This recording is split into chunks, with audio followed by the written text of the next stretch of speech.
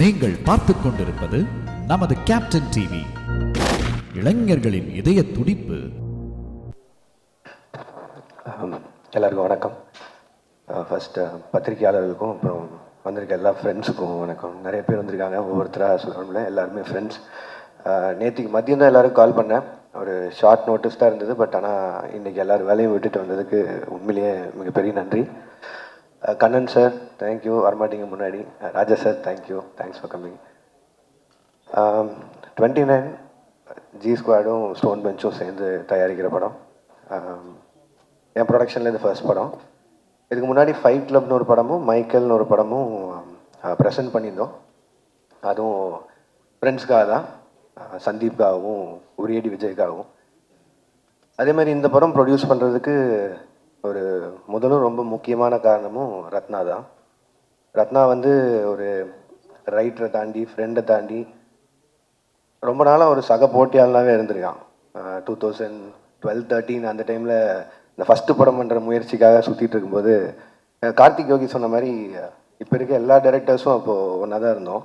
But அவங்களுக்கெல்லாம் 4 இயக்குனர் இருந்தாங்க. இப்போ நான் ரத்னாலாம் வந்து ஷார்ட் ஃபிலிம்ஸ் பண்ணிட்டு லிட்ரலி தெருவாக சுற்றிருக்கோம். எந்த தேட்டரில் ஸ்க்ரீனிங் கிடைக்கும், எப்போ ப்ரொடியூசர்ஸ் எல்லாம் ஃப்ரீயாக இருப்பாங்க, ஆர்கேவியா, ஏவிஎம்மா, பிரசாதா, ஏன்னா ஏதோ ஒரு ஸ்க்ரீனிங்கில் அந்த படத்தை போட்டு காமிச்சு ஏதாவது ப்ரொடியூசர் பார்த்து வாய்ப்பு கொடுத்துட மாட்டாரா அப்படின்னு. அந்த டைம் தான் 2012 பீட்ஸா ரிலீஸ் ஆச்சுன்னு நினைக்கிறேன். அது வந்து ஒரு பெரிய டோரை ஓப்பன் பண்ணி வச்சுது எங்களுக்கு, எங்களோட ட்ரீம்ஸ்க்கெல்லாம்.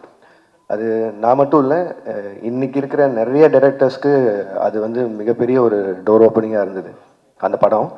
அண்ட் அந்த படத்துக்கு அடுத்து அவர் கார்த்திக் சுப்ராஜ் சார் பண்ண அவர் ஸ்டார்ட் பண்ண அந்த ப்ரொடக்ஷன் ஹவுஸ் ஆகட்டும், அந்த பெஞ்ச் டாக்கீஸ்னு ஒரு விஷயமாகட்டும், அதில் அப்போது ஸ்டாண்டர்டில் இருந்த ஒரு ஷார்ட் ஃபிலிம்ஸ் எல்லாத்தையும் ஒரு ஆந்தாலஜி மாதிரி ஃபார்மேட்டில் பண்ணி ரிலீஸ் பண்ணதாகட்டும். அப்படி தான் ரத்னாவோட மது ஃபஸ்ட் சீரீஸ் ரிலீஸ் ஆச்சு. அண்ட் என்னோடய களம் வந்து அவியல்ன்ற ஒரு சீரீஸில் செகண்ட் ரிலீஸ் ஆச்சு. கார்த்திக் சார் அண்ட் அவன் மட்டும் இன்ட்ரோ பண்ணல. டெக்னிக்கலாக பார்த்தா எனக்கும் அதான் ஃபஸ்ட் ஃபீச்சர் ஃபிலிம், நீங்கள் தான் இன்ட்ரோ பண்ணீங்கன்னு நினைக்கிறேன். ஸோ அன்னைக்கு வந்து எங்களுக்கு அடைக்கலம் ஆதரவு எல்லாம் கொடுத்த ஒரு கம்பெனி வந்து ஸ்டோன் பெஞ்சாக தான் இருந்திருக்கு. அதுக்கப்புறம் லேட்டராக ஃபர்ஸ்ட் ஃபிலிம் வந்து மது வந்து அவங்க பெஞ்ச் டாக்கீஸில் ரிலீஸ் பண்ணதை தாண்டி அவனோட டெபியூவை அவங்களே பார்த்துக்கிட்டு அதை மேயாதமானுக்கு ஃபீச்சர் ஆக்கி ரிலீஸ் பண்ண விட மாட்டோம். ஸோ அது அப்போலேருந்து இப்போ வரைக்கும் இதில் ரொம்ப சந்தோஷமாக இருக்கிறது, எல்லாருமே யுனைட்டடாக இருக்கும், எல்லாருக்குமே என்ன பண்ணுறோன்னு தெரியுது, ஒருத்தருக்கு ஒருத்தர் ரொம்ப ஆறுதலாக இருந்திருக்கோம் இந்த ஃபீல்டில்.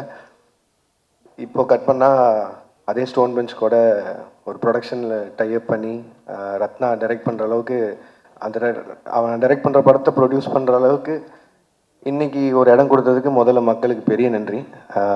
அது வந்து இந்த ப்ரொடக்ஷன் ஹவுஸ் ஆரம்பித்ததுக்கு காரணமே அதுதான்.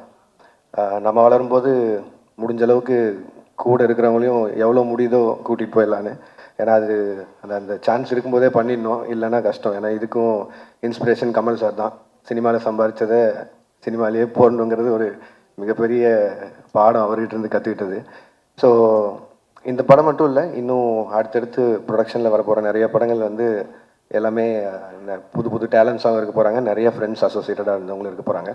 அதுக்கு 29 ஒரு பிள்ளையார் சொல்லியாக இருக்கும்னு நினைக்கிறேன். என்னோடய படங்களுக்கு நீங்கள் கொடுத்த ஆதரவு மாதிரியே இந்த படத்துக்கும் இந்த இந்த இந்த ப்ரொடக்ஷனில் வர ஃபர்ஸ்ட் படத்துக்கும் உங்களோட ஆதரவு தருவீங்கன்னு நம்புகிறேன். அண்டு இந்த படத்தோட கதை கேட்காததோ இல்லை எதுவும் பார்க்காதோ வந்து அது எப்படி சொல்கிறது, ரொம்ப வாண்டடாக வேணும்னு பண்ணதில்லை. எனக்கு வந்து ரத்னா வந்து இன்னுமே ரெஸ்பான்சிபிளாக ஃபீல் பண்ணோம். நான் அவனை இவ்வளோ குருட்டுத்தனமாக நம்பினா அவன் இன்னும் பயந்து ஒன்று பண்ணுவாங்கிற ஒரே ஒரு நம்பிக்கையில் தான் நான் இப்போ வரையும் படமும் பார்க்கல, கதையும் கேட்கல. இப்போவும் சொன்னேன், பட் ஆனால் நான் தேட்டரில் எல்லோரும் கூடயும் பார்த்துக்கிறேன்னு சொல்லிட்டேன். ஸோ நானும் உங்களை மாதிரியே இந்த படத்தை பார்க்குறதுக்கு ஆவலாக இருக்கேன். And entire cast and crew and மெயினாக producers Karthik Subbaraj sir, Karthikeyan Santhanam sir, Rathna, எல்லாருக்கும் வாழ்த்துக்கள். விது, பிரீத்தி, ஷான், மாதேஷ், மகேந்திரன், எல்லாருக்கும் வாழ்த்துக்கள். படம் May 8 ரிலீஸ் ஆகுது, தேட்டரில் பாருங்கள். உங்கள் விமர்சனங்களுக்கு வெயிட்டிங். அண்ட் நல்லா இருந்தால் ஒரு 4 பேரை பார்க்க சொல்லுங்கள். அதுக்கு முன்னாடி ரிலீஸ் ஆகிற கரை படத்துக்கும் அண்ட் பின்னாடி ரிலீஸ் ஆக போகிற கருப்பு படத்துக்கும் சேர்த்து வாழ்த்துக்கள். And RJ பாலாஜன், thank you for coming and thank you for the clarification also. And நன்றி, வணக்கம், தேங்க்யூ.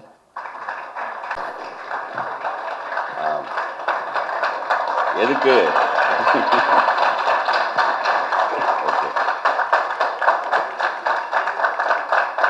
பேசக்கூடாதா?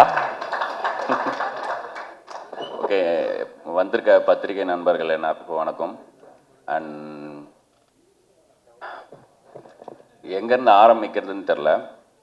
ஏன்னா கார்த்திக் சுப்ராஜ் சார் சொன்ன மாதிரி மேதமன் முடித்தப்பவே வந்து நான் ஒரு நாள் நைட்டு மழை பெஞ்சுது.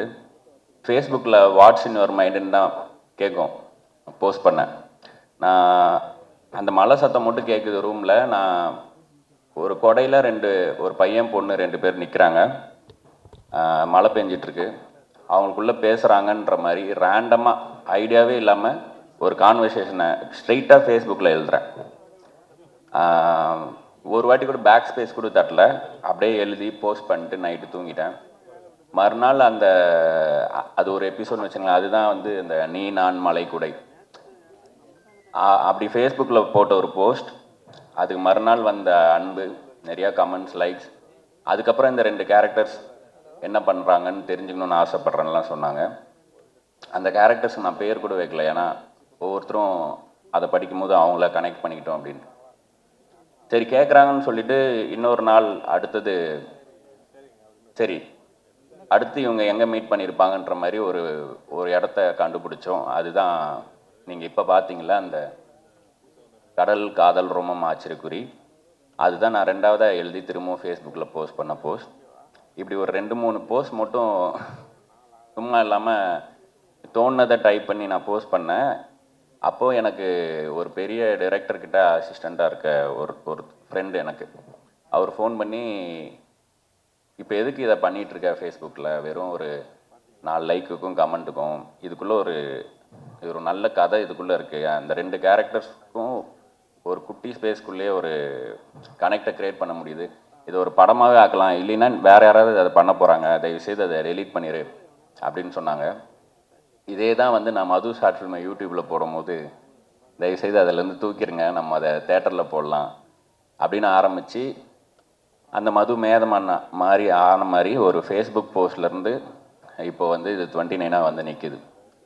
ஸோ யாரோ அவரோட லவ் ஸ்டோரி அந்த கதை இந்த கதைலாம் கேட்டாங்களே, நான் உட்காந்து டைப் பண்ணும் போது ஃபிக்ஷனலாக உருவான 2 கேரக்டர், அவங்களோட ஜேர்னி தான் இந்த படம்.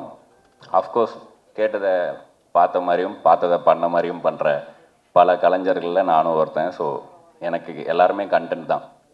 அண்ட் நான் உள்ள இஷ்டத்துக்கு பேசுறதுக்கு முன்னாடி ஒரு விஷயம் பேசிடணும். கார்த்திகேயன் சந்தானம் அவர் இல்லாமல் இந்த படம் இல்லை. நான் ஒவ்வொரு முறையும் தயங்கிட்டே இருக்கிறதுக்கு ஏங்கிட்டே இருக்கணுன்ட்டு வேலைகள் பார்த்துட்டு இருக்கும் போதெல்லாம் ஒவ்வொரு முறையும் சரிப்போ அடுத்தது இது பண்ணலாமா, சரிப்போ ஆனால் நீ என்ன வேணாலும் எங்கே வேணாலும் பண்ண, இந்த கதையை ஸ்டோன் பெஞ்ச் தான் பண்ணும் அப்படின்னு அப்பத்துலேருந்தே சொல்லிட்டு இருந்தார். மேதமான் பண்ணும்போது எங்கள் வீட்டு குத்துவிளக்கு சாங் நான் எப்படியோ கண்டுபிடிச்சி ஒரு பாட்டுன்னு உருவாக்கி அவருக்கு போட்டு காமிக்கும் போது 30வது செகண்ட்லேயே கழட்டிட்டு, இது நாய்ஸ், ரத்னா நம்மளது மியூசிக்கல் ஃபிலிம், இதை எப்படி நீங்கள் வந்து பாட்டுன்னு கொண்டாந்து காமிக்கிறீங்க அப்படின்னு சொன்னார். அதே மாதிரி நான் அப்புறம் கார்த்திக் சுப்ராஜ்கிட்டையும் காமிங்க எதுக்கும் அப்படின்னு சொல்லும் போது அவர் கேட்டு விழுந்து சிரிச்சுட்டு, யாருங்க இவங்க என்ன இப்படிலாம் லிரிக் எழுதி பாடுறாங்க அப்படின்னு சொல்லிட்டு என்ஜாய் பண்ணார். அப்போ நான் கார்த்திகேயன் சந்தானம்கிட்ட சொன்னேன், 2 பேரும் பார்த்துக்கிட்டோம் ஒருத்தர். அப்போ சொன்னேன், நீங்கள் கடைசியாக எப்போ பஸ்ஸில் போனீங்க அப்படின்னு கேட்டேன். நான் போயிருக்கேன், ஸ்கூல் படிக்கும்போது ஸ்கூல் பஸ்ஸில் தான் போவேன் அப்படின்னு சொன்னார். இல்லைங்க, நீங்கள் எம்டிசி பஸ்ஸில் போயிருக்கீங்களா, ஜன்னல் வழியாக புக்கை தூக்கி போட்டு படியில் நின்று பாட்டு பாடியிருக்கீங்களா, இது அவங்களோட வேர்ல்டு, அவங்களோட கதை அப்படின்னு சொன்னேன். அதே கார்த்திகேயன் சந்தானம் இந்த படம் அவர் 18 ஃபிலிம்ஸ் ஓல்டு, நான் 4 ஃபிலிம்ஸ் ஓல்டு. நான் வந்து இப்போ பார்க்கும்போது ஆச்சரியமாக இருக்குது. அவர் எடிட் பார்த்துட்டு அவர் கொடுக்குற இன்புட்ஸும் சரி. நேற்று நாங்கள் ஒரு இன்டர்வியூ முடிச்சுட்டு ரிட்டன் போகிறோம். எக்ஸல் ஷீட்டில் எந்த நியூஸ் சேனலுக்கு டிஆர்பி அதிகம் அப்படின்னு ஒரு ஷீட் வச்சு பார்த்துட்ருக்காரு. எப்படி க்ரியேட்டிவ் சைட்லேயும் சரி, நம்பர் சைடும் சரி, எப்படி ஹேண்டில் பண்ணுறதுன்னு எனக்கு ஆச்சரியமாக இருந்துச்சு. 1.5 மணி நேரத்தில் 70%லேருந்து 7% ஆச்சு. எனக்கு நல்லா ஞாபகம் இருக்குது அவர் அவ்வளோ ஃபோன் காலும் நடுவில். ஸோ இந்த படம் அமையறதுக்கு முக்கிய காரணம் கார்த்திகேயன் சந்தானம். ஏன்னா லோகேஷ் எனக்கு வேற ஒரு வாய்ப்பை அமைச்சு கொடுத்தான். லோகேஷே ஒரு கதை கொடுத்து அதை படமாக பண்ணணும்னு சொல்லி. அண்டு கார்த்திக் சுப்ராஜ் சாரும் வந்து நான் இன்னொரு படம் ஒரு ஆக்ஷன் படம் ஒன்று பண்ணலாம் அப்படின்னு சொல்லி கதையாக கொடுத்தேன். அதுக்கும் அவர் சைடில் முயற்சிகள் பண்ணும்போது இதெல்லாமே ஒரு பக்கம் இருக்கட்டும், இதை மாதிரி தான் பண்ணுங்க, இதான் நீங்கள் அப்படின்ட்டு கார்த்திகேயன் சந்தானம் தான் இழுத்து என்னை இங்கே விட்டார். அதுதான் 29. அண்ட் அடையாளம் பற்றி பேசினனால அது சொல்கிறேன். அதுக்கு முன்னாடி ஆர்ஜே பாலாஜி கிளம்பிட்டாரா? கருப்பு ப்ரொமோஷன் முடிச்சுட்டு கிளம்பிட்டாரு. ஸோ அவர் நான் நிறையா பேசணும்னு நினச்சதை எல்லாத்தையுமே அவரே சொல்லிட்டு போயிட்டார். வேணா டப்பிங்கில் மாற்றி போட்டுடலாம், நான் சொல்ல நினச்சிருந்தேன், அவர் சொல்லிட்டு போயிட்டார். ரொம்ப தேங்க்ஸ் ஆர்ஜே பாலாஜி. நான் இப்போ சிஎஸ்கே தோக்குற மாதிரி இருந்தால் கூட தோனி ஆடுறதை பார்க்கணுன்றதுக்காக அது போதும்னு இருக்க மாதிரி இப்போ அவருக்கு கமெண்ட்ரிக்காக பார்த்துட்டு இருக்க மாதிரி தான் இருக்குது நிலமை. நானும் அந்த மாதிரி பார்த்து என்ஜாய் பண்ணியிருக்கேன். இதை கேட்டிங்கன்னா I am your fan of your commentary also RJ Balaji. Thank you நீங்கள் வந்தது. அப்புறம் இந்த அடையாளம், ஸோ இது வந்து நம்ம வாங்கவே முடியாது, அதுவாக அமையர் தான். ஸோ நான் யாருன்ற கேள்வி எனக்குள்ளே வரும்போது தான் நான் சும்மா போட்ட ஃபேஸ்புக் போஸ்ட்லேருந்து ஒரு கதை உருவாகி நான் யாருன்னு கேட்டால் தெரியலன்னு சொல்கிற அளவுக்கு க்ளூலெஸ்ஸாக இருக்கிற ஒரு 29 வயசு பையன். நீ பெரியவனை ஆனதும் என்ன ஆகணும்னு ஆசைப்பட்டேன்னு கேட்டால் நான் பெரியவனை ஆகணும்னு மட்டும்தான் ஆசைப்பட்டேன்னு அவ்வளோதான் ஒரு பர்பஸே இருக்கிற ஒரு பையன். அவன் லைஃப்குள்ளே ஏர்லி 20s இருக்கிற ஒரு பொண்ணு, தெளிவாக ஒரு பொண்ணு வரும்.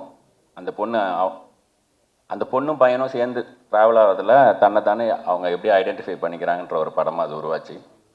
இதில் எனக்கு நிறைய விஷயங்கள் 29 வயசில் தான் நடந்ததுன்னும் போது எனக்கு இதுதான் டைட்டிலாக இருக்கணும்னு தோணுச்சு. ஏன்னா ஆனால் இதில் பியூட்டி என்னென்னா இதோட பர்ஃபெக்ட் டைட்டில் எனக்கு கிடைக்காது. எப்படி சொல்லணுன்னா, இப்போ கார்த்திகேயன் சந்தானம் சொன்ன மாதிரி நான் யார் அப்படின்னு அவருக்கு இருந்த கேள்வி மாதிரி எனக்கும் இருந்துச்சு. நான் அதை சொல்லிட்டேன், திரும்ப அதையே சொல்ல விரும்பல. அப்போது இந்த டைட்டிலே வந்து அதே மாதிரி தான் இருக்குது. இப்போ 29 போட்டு இதை புரிய வைக்கிறதுக்கே போராட்டமாக இருக்குது. டோர் நம்பருன்றாங்க, பஸ் நம்பராக இருக்குமோ, டேட்டாக இருக்குமோ அப்படின்னு வருது. அதெல்லாம் இல்லை, ஏஜ்ன்றதே அதோட தனித்துவத்தை கொண்டாடுறதுக்கே இந்த டைட்டிலுக்கே ஒரு போராட்டம் இருக்குதுன்றது வந்து எனக்கு ரொம்ப சும்மா கொஞ்ச நாள் முன்னாடி யோசிக்கும் போது தான் ஆமாம் இல்லை இப்படி ஒரு டைட்டில் வந்து அமைஞ்சிருக்கு அப்படின்னு தோணுச்சு. அண்ட் நீங்கள் பார்த்த இந்த 5 minutes பார்த்துருப்பீங்க சிங்கிள் ஷாட். இது வந்து ஒரு செகண்ட் சாப்டர் ஆஃப் இந்த 10 slices ஆஃப் சத்யான்றவனோட லைஃப். இது உங்களை என்கேஜ் பண்ணுது, உங்களால் கனெக்ட் பண்ணிக்க முடியுது, உங்களால் உட்கார முடியுது அப்படின்னா தாராளமாக மீதி இருக்கிற ஸ்லைசஸும் நீங்கள் ரசித்து பார்ப்பீங்கன்னு எனக்கு நம்பிக்கை இருக்குது. ஸோ டீம்லேருந்து ஆரம்பிக்கணும்னா ஃபஸ்ட் எடிட்டர் சதீஷ் நான் மறந்துடக்கூடாது. இந்த படம் இந்த டேட்டில் ரிலீஸ் ஆகிறதுக்கு தன் முதுகெலும்பை 3 ஆக்கி வேலை பார்த்ததுன்னா எடிட்டர் சதீஷ். எடிட்டர் சதீஷ் இல்லாமல் இந்த படம் இப்போ நீங்கள் பார்க்குற படமாக வந்திருக்காது. எனக்கு ரொம்ப எமோஷ்னலாக எனக்கெல்லாம் அழுகே வந்திருக்கு, ஏன் இவ்வளோ வருத்திட்டு பண்ணுறாரு அப்படின்ட்டு. படம் வந்ததுக்கப்புறம் ஆக்சுவலாக சோகங்கள் என்னென்னா, இதில் எடிட்டிங்கே வேலை இல்லாத ஒரு ஷார்ட்டை போட்டு ஸ்ட்ரைட்டாக எடிட்டர் பற்றி சொல்கிறேன், ஒரு சிங்கிள் ஷாட். ஸோ மாதேஷ் மாணிக்கம் பற்றி சொல்லணும். அவர் ரொம்ப ஃபாஸ்ட்டாக எடுப்பார், அவருக்கு ரெக்குயர்மெண்ட் ரொம்ப கேட்க மாட்டார், பயங்கர டெக்னிக்கலி ஸ்ட்ராங் அப்படின்லாம் சொன்னாங்க. எனக்கும் தெரியும், எனக்கு ஃப்ரெண்டு, பல வருஷம் ஃப்ரெண்டு, நாங்கள்லாம் பழைய காடு. ஸோ மேதமானுக்கு நான் மாதேஷ் ஸ்டோன் பெஞ்சில் பண்ண வைக்கலாம்னு கூப்பிட்டு வரும்போது அது அமையல. அப்புறம் விஜய் கார்த்திக் பண்ணலான்னு இருந்துச்சு, அதுவும் அப்போ இரவா காலம் பண்ண போயிட்டான். அதுக்கப்புறம் விது பண்ணாங்க. ஸோ அப்போத்துலேருந்தே ஒவ்வொரு படம் போகும் மாதேஷ் வந்து போகிற மைண்டில், அப்புறம் நடக்காமல் போவோம், அப்படியே போயிட்டு இருந்துச்சு. இந்த படம் பண்ணும்போது மாதேஷ், நான் அந்த ஃபயரோடு இருக்கிற மாதேஷ் வந்து நம்ம இந்த படத்தில் சேர்த்து எரிச்சிடணும் அப்படின்ட்டு கூப்பிட்டேன். பட் போகிற ஸ்பீடு, ஏன்னா மாதேஷ் வந்து போன மாதமே ரோலிங் சொன்னாலும் இதில் வேலை பார்த்த எல்லோரும் போன மாதமே வேலை பார்த்தவங்க, ஜஸ்ட் அவுட் ஆஃப் வேறு ப்ராஜெக்ட் அப்படி தான் இருந்தாங்க. எனக்கு வந்து 4 வருஷம் கழித்து ஒரு 35 நாள் கிடச்சிருக்கணும் போது நான் வேறு ஓட்டம் ஓடுறேன்னும் போது எல்லாருக்குமே கொஞ்சம் கஷ்டமாக இருந்துச்சு. அண்ட் நான் அவங்ககிட்ட 2வது நாளே சொல்லிட்டேன், நான் இந்த படத்தை இப்படி தான் பண்ண போகிறேன், இந்த ஸ்பீடில் தான் எடுக்க போகிறோம், நாங்கள் வந்து ரூத்லெஸ்ஸாக தான் இருப்பேன்ட்டு. பட் ஒரு பாயிண்ட் மேலே ஒருத்தன் இந்த ஓட்டம் ஓடுறான்னும் போது எல்லாருமே சேர்ந்து ஓடினாங்க. ஸோ அதில் எல்லாருக்குமே சின்ன சின்ன மனக்கசப்புகள் இருந்தாலும் இப்போ இந்த படமாக பார்க்கும்போது ஒரு ஃபேமிலியாக ரொம்ப ஹாப்பி இந்த படத்தை பார்க்கும்போது. அண்ட் பிரீத்தி விதுவை பற்றி நான் எல்லா இன்டர்வியூலையும் சொல்லிட்டே இருக்கிறேன். ஆக்சுவலாக அதனால் பிரீத்தி இல்லைன்னா விஜய் வந்து வேறு யாரும் பண்ணியிருக்க முடியாதுன்னு எனக்கு இப்போவும் தோணுது. அண்ட் சத்யாவும் சரி, இவங்களுக்குள்ளே இருக்க அந்த எனக்கு விதுவை வந்து இந்த கேரக்டராக பண்ணணும்னு சொன்னதுமே ப்ரொப்போசல் லைன் வந்து ஒவ்வொரு லவ் ஸ்டோரிலையுமே ரொம்ப முக்கியமாக இருக்கும்.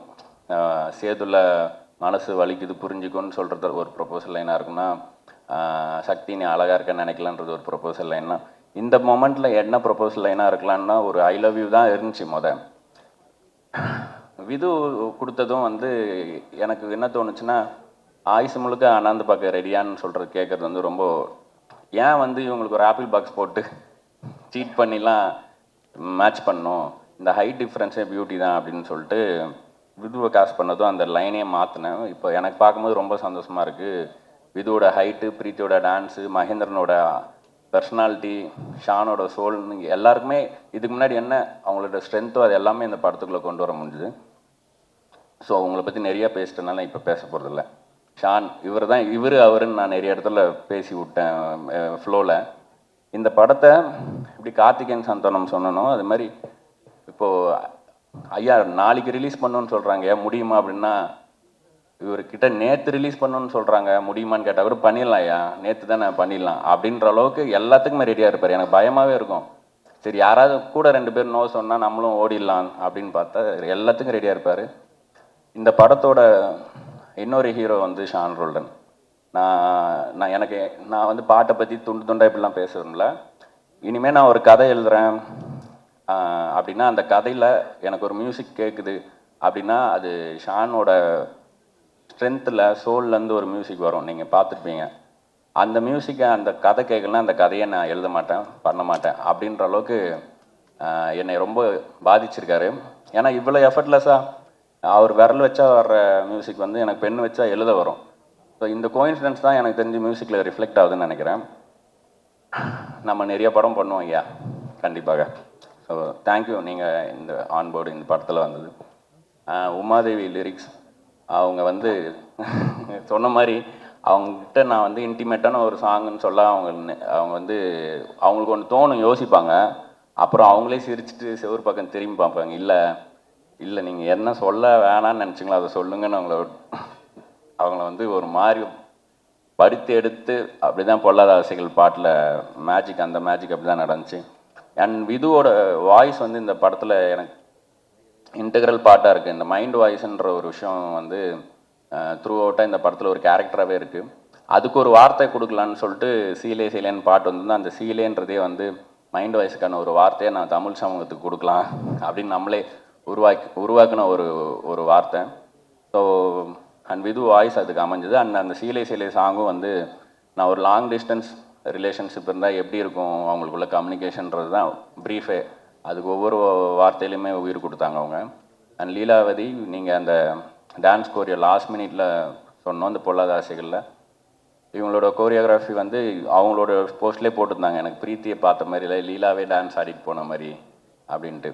So I am so happy. அதுலேயும் ரிகார்டிங் த ரிலீஸ், ஸோ இந்த பக்கம் கரை படம் இருக்குது, இந்த பக்கம் கருப்பு படம் இருக்குது, அதுக்கு நடுவில் தான் வரும் அப்படின்னு இது வந்து எனக்கு கன்சர்னாக இருந்துகிட்டே இருந்துச்சு. நான் ப்ரொடியூசர்ட்டையும் சொன்னேன், இல்லைங்க சம்மர்னும் போது வீக் டேஸ்லேயும் கொஞ்சம் இருக்கும், பட்டு நாங்கள் வந்து மெர்சல் கூட மேதமன் விட்டு தான் ஆரம்பிச்சிருந்தோம். ஸோ இந்த வாட்டி கொஞ்சம் வித்தியாசமான சேலஞ்ச் இது.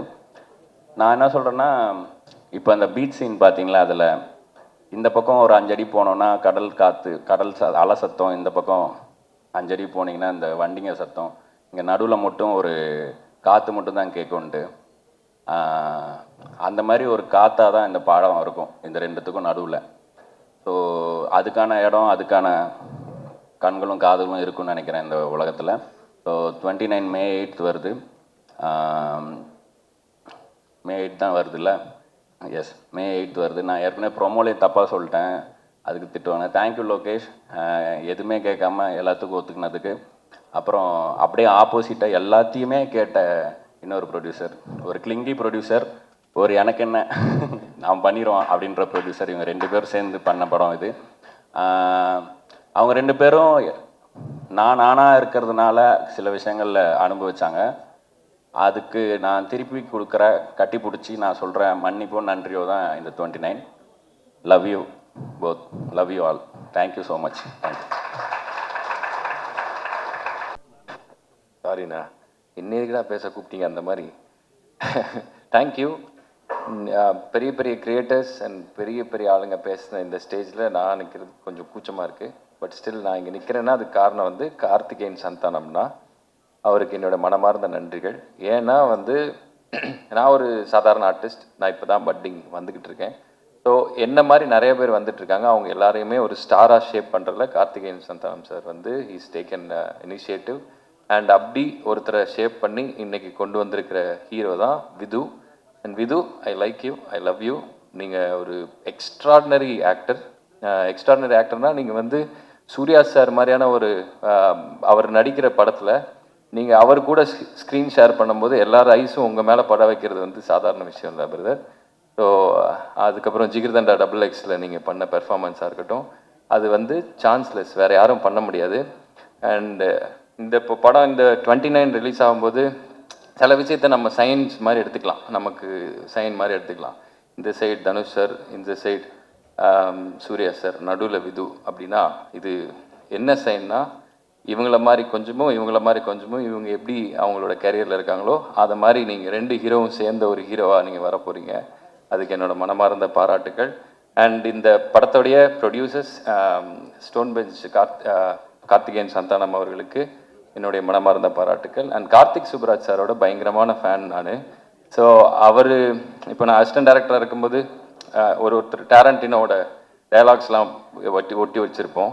ஒரு ஆள் மதுரையிலேருந்து கிளம்பி வந்து மதுரையை வந்து வேறு மாதிரி காட்டினது போக மதுரையை வந்து டேரண்டினோ படம் எடுத்து காட்டான் எப்படி இருக்கும் அந்த மாதிரி ஸ்டைலாக காட்டின ஒரு மதுரை மன்னன் டேரண்டினோ அவர்களுக்கு அவர் எனக்கு உங்களோட fan brother. And also super ஸ்டாருக்கு பேட்டை மாதிரியான ஒரு ஸ்டைலிஷ் ஃபிலிம் வந்து நீ காட்டின ஃபர்ஸ்ட் ஹாஃப்லேயே நான் போதும் சூப்பர் அப்படின்ற மாதிரி நான் ஜாலியாக வெளியே வந்தேன். ஸோ வந்து உங்களுடைய அடுத்த சூப்பர் ஸ்டார் சாரோட படத்துக்கு நான் வெயிட் பண்ணுறேன் ரொம்ப. அண்ட் வந்து லோகேஷ் கனகராஜனை, அதாவது நீங்கள் முன்னாடி ஷார்ட் ஃபிலிம்ஸ் உங்களை ரொம்ப நாள் முன்னாடி இருந்து ஃபாலோ பண்ணிட்டுருக்கேன். ஸோ நீங்கள் வந்து இன்டர்வியூ கொடுக்கும்போதெல்லாம் ரொம்ப பயந்து கொடுப்பீங்க. ஷார்ட் ஃபிலிம்ஸ்லாம் பண்ணும்போது இந்த எல்வி பிரசாத்லலாம் வந்து உங்ககிட்ட ஏதாவது கேள்வி கேட்டாலே பயந்து தான் பதில் சொல்லுவீங்க. ஆனால் இந்தியாவில் இருக்கிற எல்லா டைரக்டரும் உங்களை பார்த்து பயப்படுற மாதிரி ஒன்று பண்ணிட்டீங்க. So you are the great director we have. தமிழ்லேருந்து எங்களோட ப்ரைடு நீங்கள் எல்லோரும் சேர்ந்து ஒரு படம் பண்ணுறீங்க அப்படின்னா 29 ஃபில்ம் வந்து it is going to be a hit. And நான் எல்லாரையும் வாழ்த்துற அளவுக்கு நான் வந்து ஒரு பெரிய ஆள் கிடையாது. பட் ஸ்டில் இந்த வாய்ப்புக்கு நன்றி சொல்லிவிட்டு, அண்ட் இந்த படத்தோட மியூசிக் டைரக்டர் எப்போவுமே லவ் ஃபில்முக்கு வந்து சோல் வந்து மியூசிக் தான். ஸோ மெலன்காலி அப்படின்னு சொல்லுவாங்க, இந்த மென் சோகம் இளையராஜா சார் வாய்ஸில் இருக்கும், கமல் சார் வாய்ஸில் இருக்கும், தனுஷ் சார் வாய்ஸில் இருக்கும். அதுக்கப்புறம் இவர் பாடும்போது ஐயோ பாட போகிறாரு நான் ஃபீல் பண்ண போகிறேனே அப்படி இருக்கும். ஸோ அந்த வாய்ஸ் வந்து சாண்டோலான் சார் அவர்கிட்ட இருக்குது. அண்ட் ரத்னகுமார் சார் அண்ணன், நீங்கள் வந்து ரொம்ப உண்மையான ஒரு ஆளாக நான் பார்க்குறேன். எங்கெங்கே என்னென்னலாம் மனசில் தோணுதோ அதெல்லாம் டப்புன்னு சொல்லிடுறீங்க.